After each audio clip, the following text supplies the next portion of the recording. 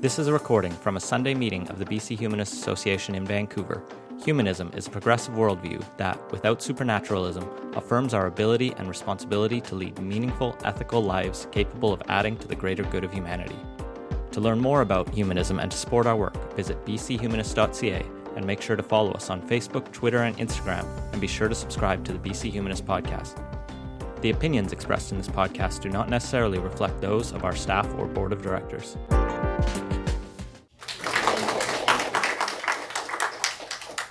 So it's really nice to be here today, Sunday morning.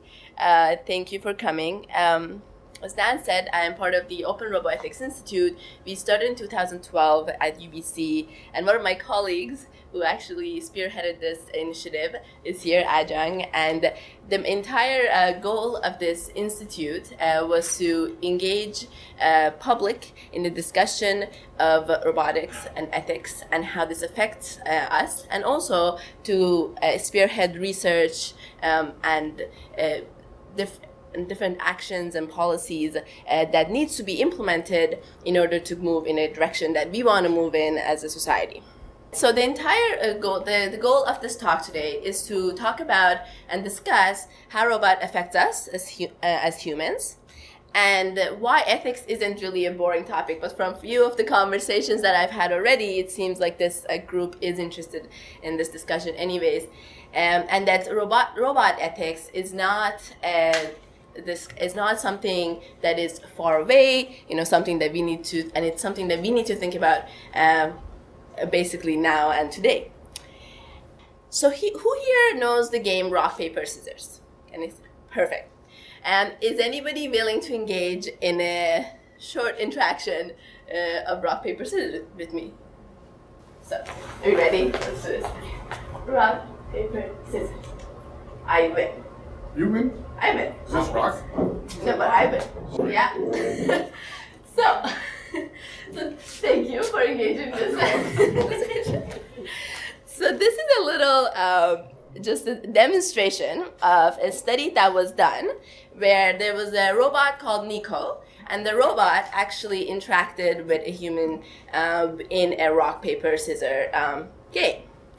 And so the whole idea, this study was done in the Yale University, and so the whole idea was to see how the human react to when the robot cheats in a game of rock, paper, scissors.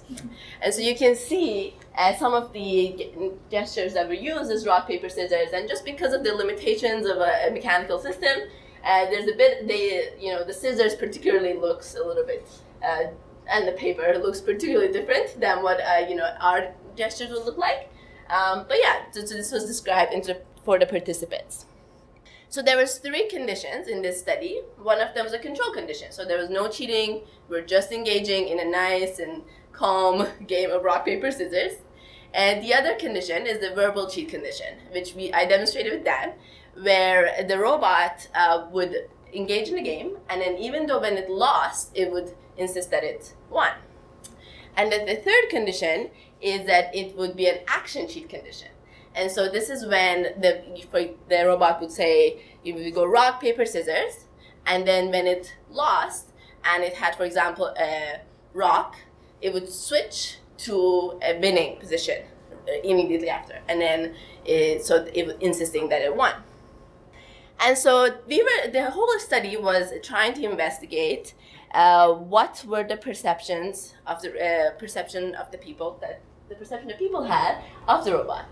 And so in this graph, you can see that for the verbal cheat condition, so in the light blue color, and then the purple is the action cheat condition.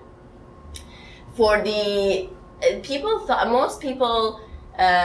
more people thought that in the action cheat condition, the robot was actually cheating and that it wasn't a malfunction. But interestingly, in the verbal cheat condition, they thought that the robot was potentially malfunctioning and wasn't actually cheating.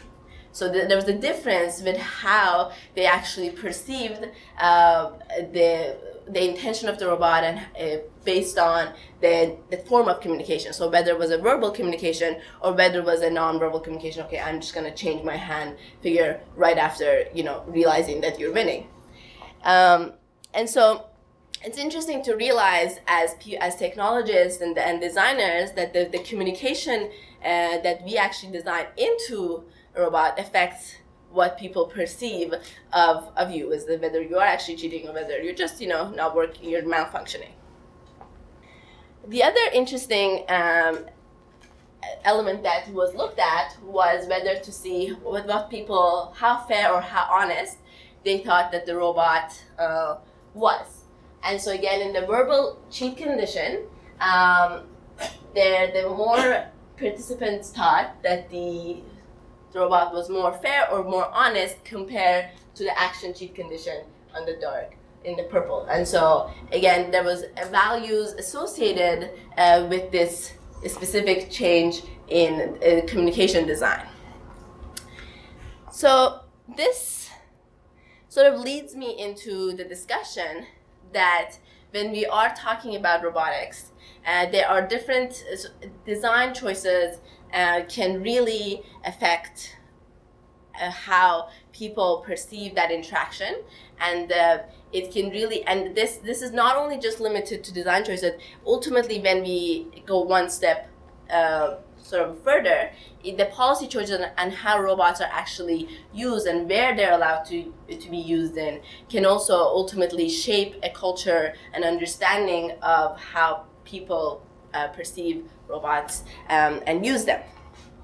So today in my talk, I'll talk a little bit about sort of policy and some of the work that our institute has done contributing in this field, and also talk more about on ethics and design, and also some design dilemmas that could also come up when we're looking at human-robot interaction scenarios. So another hot sort of media topic that has been upcoming recently is autonomous cars. And so, going into a car and then the car was basically driving autonomously and completely without any human control. So we have done a series of public opinion polls in the past few years, and one of them was looking at who should be allowed to sit in an autonomous car. So if people who cannot actually legally drive, is it okay for them to drive an autonomous or a driverless car? And so one of the first scenarios that we looked at were seniors who do not actually have any legal driver license. And in that case, it was interesting that about 67% of the respondents said that yes, it is completely okay for seniors that don't have any legal driver license to sit in an autonomous car. Interestingly, for anybody who is legally blind, legally blind. Oh my god. Okay, they're blind. So there was 58% response that they can actually sit in an autonomous car and also be driven by that. However, this was quite different for children. And so, for example, right now children cannot drive, but about 52% were completely opposed to the fact that having any children. And so whereas this could also be convenient for some parents, if the car was safe, this could also be quite a convenient choice. And so it was interesting to sort of see these shifts, and these are some things that people that are developing policies for use of autonomous cars so that need to consider so that these cars can actually be rolled out and be used. However, as you can see, there are differences in opinions, and it would be a very it would have to be a very inclusive process to ensure that the users are okay with this, and that legally this makes sense, and also this is also okay from and possible from the technology companies that are actually developing these. The other poll that we did was looking at autonomous car, and we were looking at a problem that's called the tunnel problem, and this was developed by one of our colleagues called Jason Millar. And the whole problem is that, let's just say you're driving and you're not driving, you're sitting in an autonomous car, and the car is going, and you're approaching a tunnel, and it's just a very narrow tunnel, and there's also a kid that is crossing, and so there are two options in this scenario. One of them is that you would steer away and hit the car, and then by the extension of that, you would be dead. You're in the car, and the car would get into an accident, and you would avoid hitting the kid. And then the other option is to hit the kid. And so we asked participants what they would choose. This is a fairly, this type of question does come up in the discussion of ethics, and it's not, it's a challenging question to answer. And so we also asked our participants whether they thought that this was a hard question to answer or not. So about 64% of our participants said that they should keep going straight, and the kid would be hit at that point, and then they would be safe. So the passenger would be safe, and so that was the majority of our. And so looking at that was interesting, and sort of seeing like how hard it was to actually answer this question. About 48% of the people said that it was fairly easy to pick that answer, and so that was interesting, considering seeing that a good majority, like 36% of the participants said that it was that they wouldn't hit the kid. And so in between, when we also asked for qualitative responses, and so there in the qualitative responses, there were parents who said that if there was a car that was designed to hit a kid, they would never invest in that car. Whereas there were some other people that said that, I own the car, and you probably don't want the car that you own, be designed to actually injure you or like to kill you at points. And so they said that yes. And so in this type of dilemma situation, who should actually be responsible to making this type of a decision? Should it be the designer that makes this decision? Should it be the lawmaker? Should it be the person that's buying the car?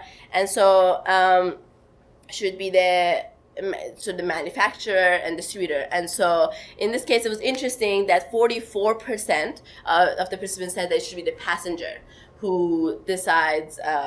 So for example, you would go, and then as you're purchasing a car, potentially you could be like, okay, we have this tunnel problem, and then we're going to this is what I would want the car to make a decision at. And so it's interesting. So designers obviously are actually implementing these type of choices into the autonomous cars, but then it's an interesting discussion of who should make these decisions. So we've talked about autonomous cars. Another place where policy implications come in is when looking at lethal autonomous weapons. And so when we're talking about lethal autonomous weapons, Ori was represented by Ajang actually a couple of years ago in the United Nations, where the discussion was should there be an international law on banning autonomous lethal weapons. And so these are weapons that would have the control to actually make the decision of whether to kill or not to kill in a war situation. And so and there was a decision to form a committee and a task force on getting people to talk about this and actually come up with an agreement on it. And so obviously this would be something that would affect a lot. All of the countries that are developing, have very heavy military funding and budget, and it was something that would really, implicate for all of us. However, at the same time, as far as we know, and as far as the current status, any robots that are actually able to, kill, aren't being developed or aren't actually currently in existence as of now. But the policy work to actually it needs to be done to be able to make sure that the type of development goes in the right direction. The other thing I want to talk about is looking at ethics in design. And so we talked about it a little bit at the beginning of this presentation. And so when we're talking about ethics and when we talk about engineering groups, sometimes they think, okay, well, ethics can be really hard to talk about. It could be really confusing. I mean, you could get really into heated debates and discussions about what is right and wrong and then not really get anywhere at the end of it. And that could be really frustrating, and it could just create tension and hard feelings and not really go anywhere positive. And so sometimes they don't necessarily want to engage in that discussion. But what our group wants to do is to make this a little bit more practical for engineering groups and to move this forward in a way that makes sense in the design process.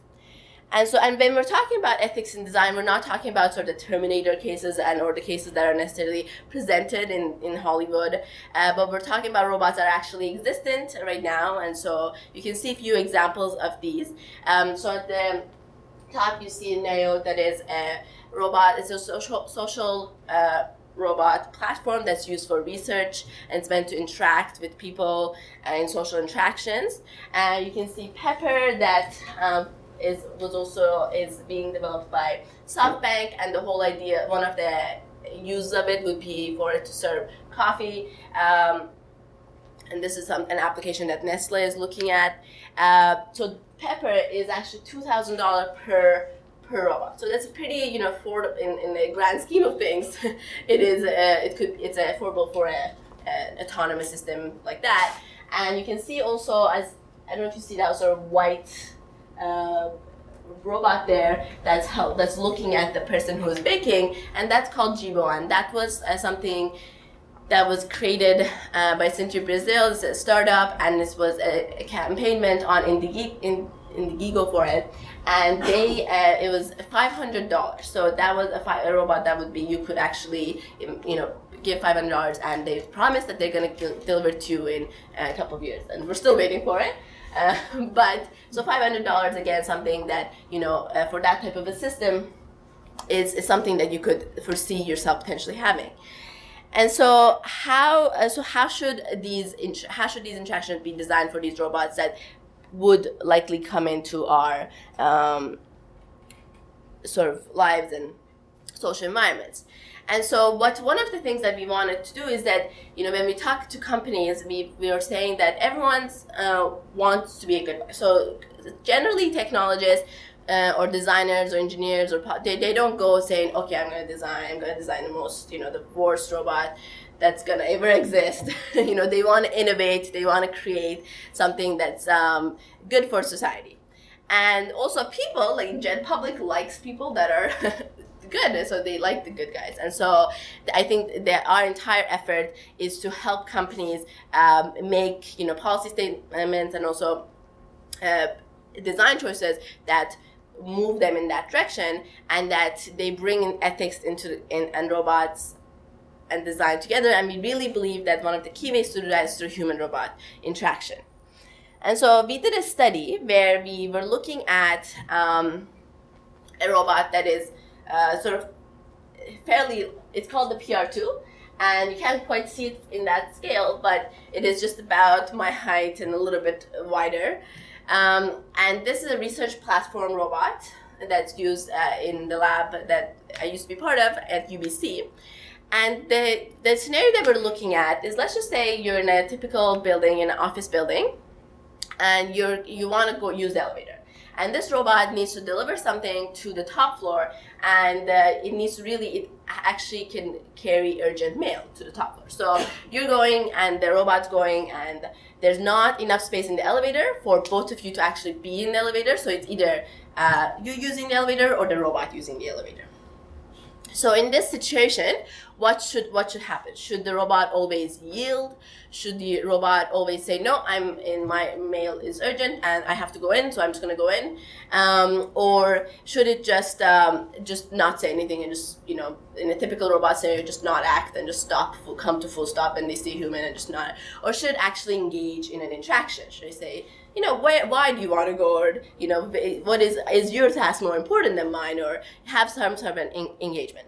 So we actually did a survey where we were looking at this and looking at this issue and collecting responses on what a robot should do based on different scenarios. And for the human, so we were looking at a few scenarios for how the human could be. So the human could be, just a normal, walking by and needs to take the elevator. The other one would be a human would be in a wheelchair, and then the other option would be they would be carrying a heavy object. So those are three different states that a person could be in, and and based on that we were looking at what people responded, and in the different scenarios. So for example, the human riding the elevator and the robot delivering non-urgent mail, in all of the three cases they said that the robot should yield. So there was quite a bit of an agreement on that. Or for example, but in another case where the robot is delivering an urgent mail, there was a consensus on actually getting some interaction between the robot and human. So instead of just the robot, when the robot has an urgent mail, it doesn't necessarily just have to yield. It can engage in an interaction, and based on that interaction, an outcome could come. Having said, I'm going to show you a video of this interaction. So based on this study and the results of it, there was a computer program, an algorithm that was developed for the PR2, and this was actually implemented, and I'll show you a video of it. So having said that, this experiment was in quite a small population, and so it wasn't something that meant to, this is the exact behavior that the robot necessarily needs to do in these situations, but it was a study that we wanted to try and sort of see if there's any consensus that can come from it. The last two cases the first few cases were showing sort of the scenarios where were acceptable based on sort of the feedback that we had gotten, and then the last two were sort of showing the non-appropriate behavior, where the robot sort of disregarded exactly the status that the person was in and sort of went ahead and used the elevator. And so, obviously every person has a different opinion of what, that robot should do at that moment, as a different preference, but this was something that came from sort of this combination of the feedback that had been received. So these type of the choices could be implemented into how robots, are designed, and it's something that needs to be considered when we are looking at social robots that for example are going to come to the home space and are going to help us cook or bake or open the door for us or bring us a drink or something like that. And so the next topic that I want to discuss is sort of looking at design dilemmas. So there are cases where there's many cases where there are dilemmas, and it's really difficult to actually make a design decision on what's the best choice. And so one of the cases that we want to talk about is in the case of, let's just say you have a robot, it's a care robot that is supposed to provide, assistance with you around the house, bring you drink, bring your medicine, and provide that type of services. And so, for example, we have Emma, who has a history of being an alcoholic, and there's a care robot, and Emma asked the care robot, "Can you bring me a drink?" So in this situation, what should a care robot do? Should the robot bring the drink to Emma, or should it not bring the drink to Emma? And so this was another one of the polls that we did, and we wanted to actually discuss it, sort of talk about the issue of autonomy and also ownership, and how that affects how people answer that question. And so when we're looking at two different scenarios, so one of them is that Emma owns the robot, and in the other case is someone else owns the robot. And interestingly, the choices that people made were quite different. And so in the case of Emma owns a robot, 22% of the participants said that the robot should never bring the drink. But 44% said that the robot should always bring the drink. That's it. And then when the robot was owned by somebody else, 53% said that they should never bring the drink, so to Emma, whereas only 16% said that the robot should bring. So in terms of, so when the robot is owned by Emma, there was a lot more tendency for people to say that yes, the robot should bring the drink, and so we were thinking, okay, is this something just with drinking and the history that Emma has, or is it sort of more of a issue that is related to ownership? And so we're looking at a second case where Jack is slightly obese and also really likes eating junk food. And so again, in this case, Jack asked the robot to bring some junk food, and in this care robot, so it's supposed to bring you food when you want food. And so in this case, the results were actually very similar. Again, when the robot was owned by Jack, 45% people said the food should be taken. But when the robot was owned by somebody else, only 16% said again that the food should be taken. And so an interesting issue. And then we asked the question is, should ownership influence the decision that a care robot makes? And there was an interesting split in the sense that 47% said yes and 53% said no. So still quite a bit of a line right down the middle in terms of how ownership should specifically affect a decision that a care robot makes. And so some issues that come here is a personal autonomy. So clearly all of us want to be able to make decisions and have control over what we're doing in our daily lives. And if there's a care robot that is around, we want that to also support that notion and that idea of autonomy and independence and give us more independence rather than take away independence from us. So that's a really important and key issue that came up. And so some of the comments that we heard is that we should be able to make our own priorities, and we should be able to make a decision whether we want a junk food or not, or getting a drink or not, and that if it's my robot, if I own the robot, it should sort of say do what I want it to do, basically. But then the other thing is societal benefits. What is the actual benefit for the patient? Is it actually really good for the patient to get that junk food, to get that drink at that moment, or is that in the grand scheme of things, is it better for it not to receive it? And so those are some of the issues that that come up when we're talking about the care robots and its idea of ownership and autonomy.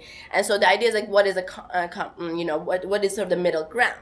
Is it something? Some of the participants that suggested maybe it would be good for the person who is getting the care robot to have some say in how the robot is being programmed and how it's being developed, so that it's something that you feel it's something that suits more your needs and your preferences.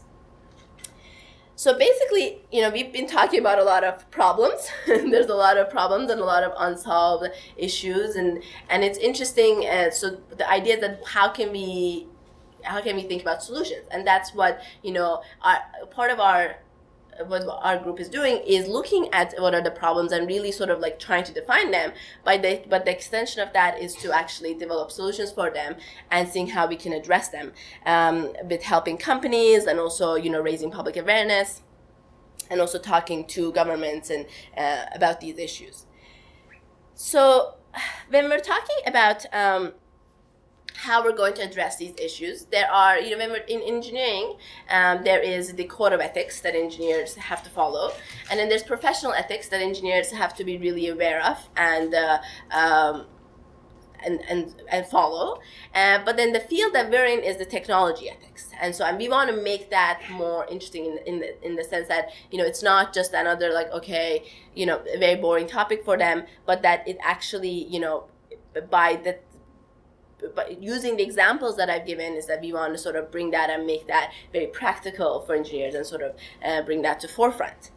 And so one of the things that we are doing as part of the development that we're doing in some of the consulting work is that we're doing with some of the companies is to really help them understand what are the values that their company has, and how are those values playing out in the activities that different individuals in the company are doing, and how work is being done in that company.